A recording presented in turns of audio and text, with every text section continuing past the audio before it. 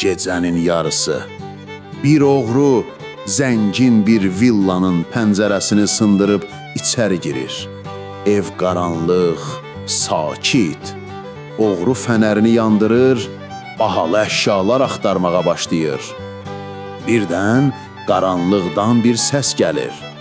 Azrail səni görür.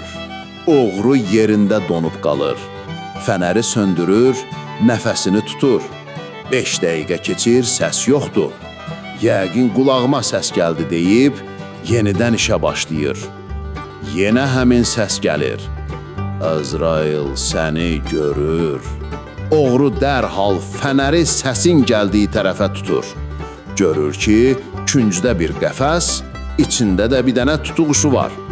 Oğru dərindən nəfəs alır, gülməyə başlayır. Tuh, sənin üzünə, aclıqdan ürəyim partlamış deyə. Sən idin danışan ay axmaq quş. Hə, mən idim. Adın nədir sənin?